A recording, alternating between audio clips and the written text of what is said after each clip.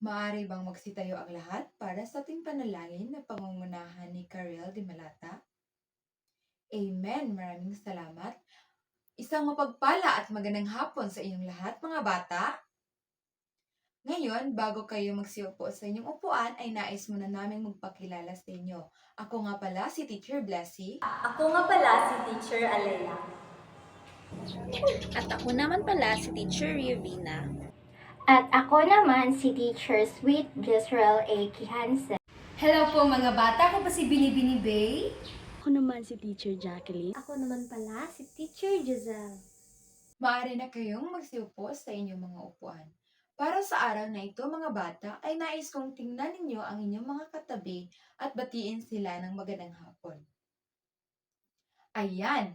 Pagkatapos niyo silang batiin ng magandang hapon, ay nais ko kayong tanungin kung mayroon bang liban ngayon sa ating klase. May liban ba? May nawawala ba sa inyong katabi? Wala. Kung ganon, ay tiyak na handa na kayo sa ating talakayan ngayong araw. Pero bago ang lahat, ay ipapaalala ko lang ang ating mga alituntunin sa silid-aralan. Maaari ba kayong magbigay kung ano ang mga ito? Makinig ng mabuti sa guro. Magaling! Ano pa? Maging maayos sa pag-upo. Isa pa? Maging aktibo sa talakayan. At panghuli? Magtaas ng kamay kung may sasabihin. Magaling! Dahil ito ay malinaw na sa inyo. Ngayon mga bata ay maipapakita ako na larawan ng taong bumibigkas ng tula. Ang gagawin niyo lang ay tingnan ito ng mabuti dahil pagkatapos ako ay magtatanong. So ito ang larawan. Ang mga tanong ay nilagay ko dito sa wheel at tatawag ako ng pangalan sa paraang walang tiyak na pagkakasunod-sunod para sila ang sumagot sa mga tanong na andito.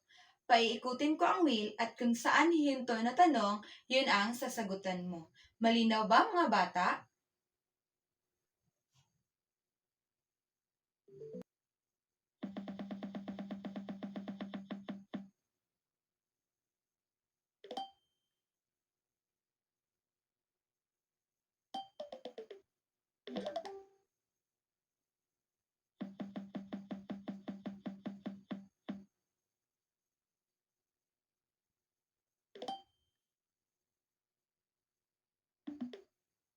Ang galing! Ang inyong mga sagot ay tama. Maaari ba natin silang bigyan ng amazing clap? Alam niyo ba kung paano ito gagawin? Hindi. So, ganito yon. 1, 2, 3. 1, 2, 3. I, amazing. Kayo naman? 1, 2, 3. 1, 2, 3. I, amazing. Bago tayo magpatuloy sa ating pagtatalakay, ay may gagawin muna tayong aktibidad na may kakaibang dating. Kung sa Ingles, ay tinatawag natin itong activity with a twist. Ito ay tinatawag ko na buksan ang kahong tula. Ang gagawin niyo lang ay pipili kayo ng kahon na inyong bubuksan. Bawat kahon ay may laman na katanungan at mga sagot na inyong pagpipilian. Ako ang pipili ng mga mag-aaral na sasagot sa mga tanong sa pamamagitan ng pagbubunot ko ng mga papel na may laman ng pangalan ninyo. Ang mabubunot ko ang siyang sasagot dito sa harap.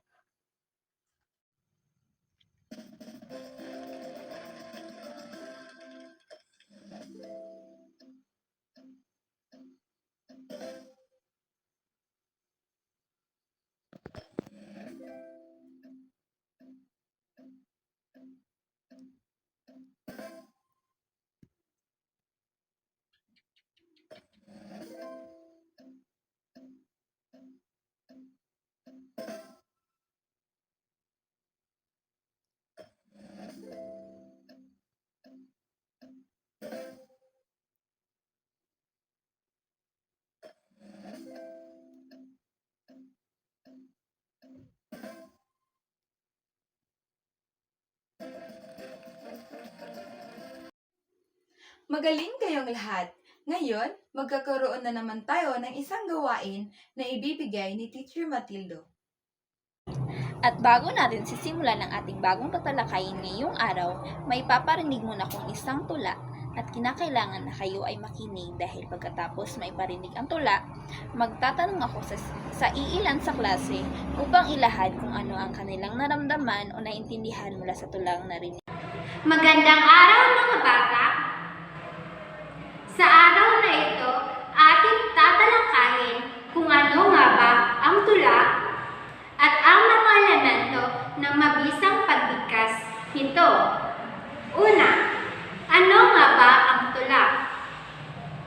Ang tula ay isang masining nanyo ng panitikan na malayang nagpapahayag ng damdamin at mahalagang kaisipan. Sa pagsulat ng tula, gumagamit ng iba't ibang estilo at anyo. Maaaring gumamit ng malayang pagsulat o kaya naman pagsulat na may tugma o sukat. Samantala, sa pagsulat ng tula, maaaring gumamit din ng matatalinhaga at marerikit na salita.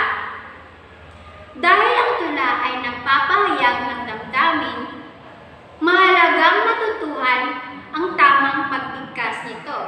Sa gayon, mabisang maipararating ang mensahe at damdamin ng tula.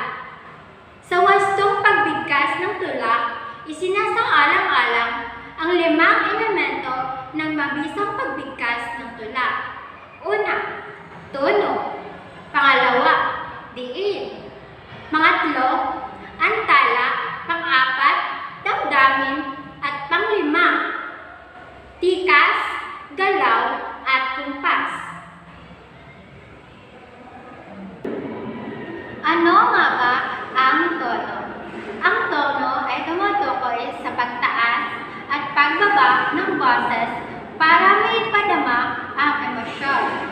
Ang mataas na boses ay nagpapahiwatig ng kasiyahan o kagalakan, samantala ang mababang boses naman ay nagpapahiwatig ng kalungkutan o pighati. Sa makatuwid, ang tono ang nagbibigay ng buhay sa mensahe at nagpapakita ng pag-unawa ng tagapagbigkas sa konteksto ng tula. Samantala, ano naman ang kahulugan ng diin? Ang diin ay ang pagbibigay pansin o pag-emphasize sa isang pantig ng salita para mabigyan ng diin ang kahalagahan ito. Sa pagbigkas ng tula, ang tamang diin ay nagpapalinaw sa kahulugan ng mga salita at sa mensahe ng tula. Ang kahulugan naman ng antala ay saglit na paghinto bago magpatuloy sa pagbigkas. Halimbawa, pagtigil pagkatapos ng isang makabuluhang taludtod.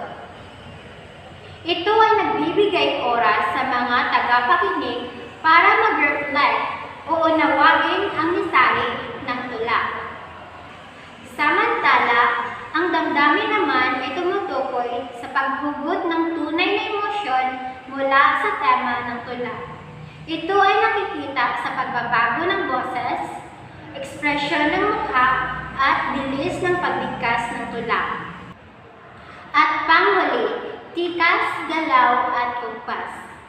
Ang tagapagbigkas dapat ay may tuwid at kumpiyansang tintig. Bukod dito, siya ay dapat na nakatingin sa madla upang siya ay may koneksyon sa mga tagapakinig. Ang kanyang paggalaw ay dapat na natural at naaayon sa diwa ng tula. Iwasan ang labis na paglalakad at paggalaw na walang kaugnayan sa mensahe ng tula. Dadako naman tayo sa ekspresyon sa kumpas ng kamay. Dapat gamitin ang kumpas ng kamay upang idagdag sa emosyon ng salita. Halimbawa, pagtaas ng kamay sa mga linyang masigla at paghagod sa dibdib sa mga bahaging malungkot. Sa puntong ito, ating gagamitin ang 5 elemento na mabisang pagbigkas ng tula. Ang big book na ito ay naglalaman ng iba't ibang tula. At pipili tayo ng dalawa upang i-apply ang ating mga natutunan. Ang ating napili ay may pamagat na pagiging mabuti. Ang batang mabait ay walang kagalit, mga aral ni nanay, laging sambi. Ang kabutihan kamatay ay langit. Disiplina sa sarili, huwag iwawagli. Sa ating komunidad, ating alalahanin, kaakibat nitong responsibilidad natin. Ugaliin magkaisa sa anumang gawain, magtulungang may magandang layunin. Ang mga namumuno sa pamahalaan dapat maging huwaran ang pagiging mabuti sa nasasakupan, ang tularan ng mamamayan. Sa ating pamilya, paaralan at komunidad, kabutihan ay isagad.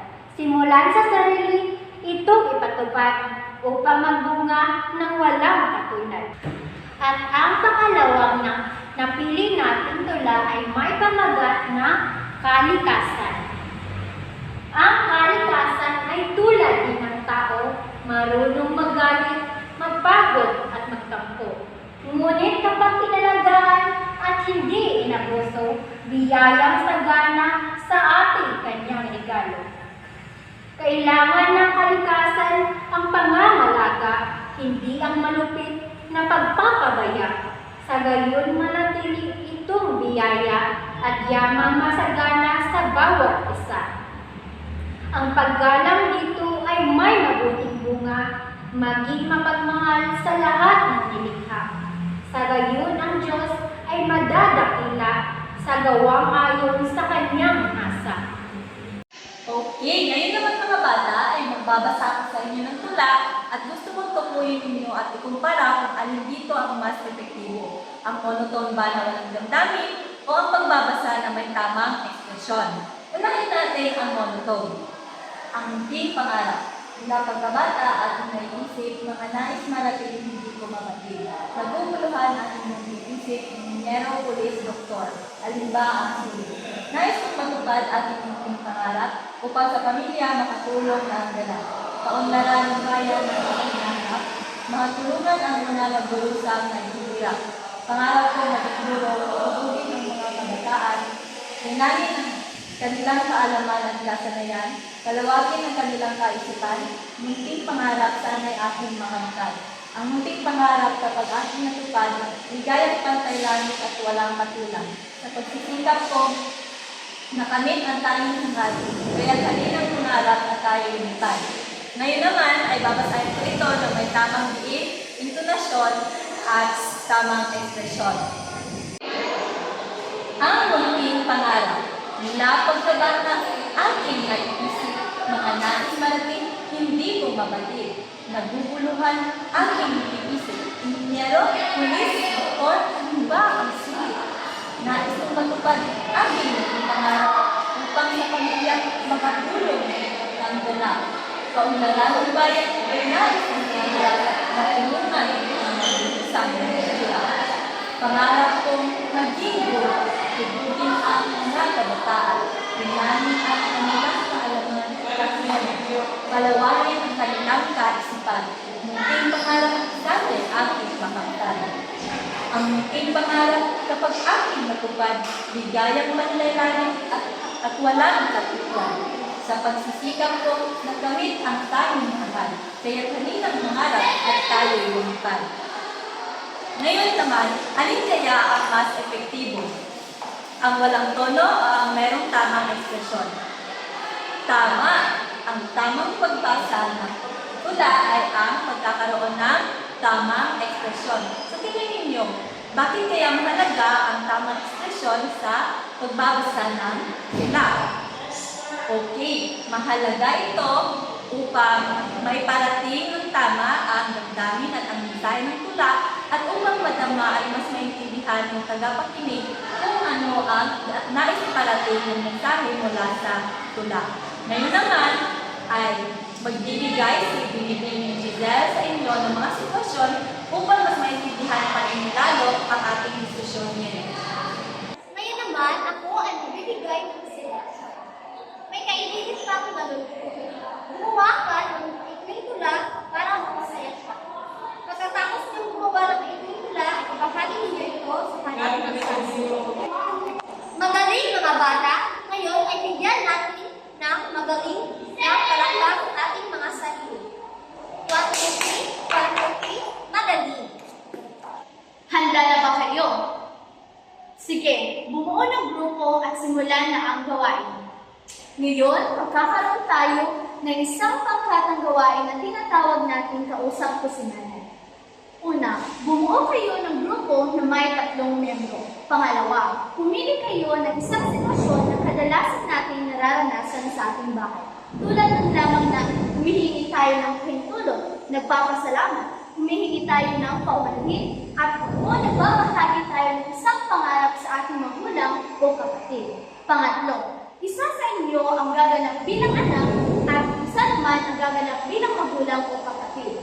Pang-apat, gamitin ninyo ang wastong tono, antala, diin at damdamin habang sinasadula ang maikling pag-uusap na inyong natungkol sa isang sitwasyon na inyong napili. Panglima, pagkatapos ng inyong pagganap, sasagutan ninyo bilang grupo ang mga tanong na ito. Ano ang naging paksa ng inyong pag-uusap? Paano ginamit ng bawat isa ang tamang tono, diin, antala, at damdamin? Ano ang naging reaksyon ng magulang o kapatid sa ginagawang pag-uusap? At huwag kalimutan na ipakita ang tamang ekspresyon ng mukha, tamang kilos, at ang tamang pagbigkas ng mga salita. At para masukat kung mayroon ba kayong natutunan mula sa ating diskusyon, magtatanong ako ng mga katanungan at inyong sasagutan. Ano ang tula, diin, antala at damdamin? Bakit mahalaga ito sa pagbigkas ng tula? Paano ito makakatulong sa pagpapahayag ng damdamin? Ngayon, bigay ako ng gawain. Ito ay pagkilala sa tono, diin, antala at damdamin. Lagyan ng check kung tagay na pabasa ang sumusunod.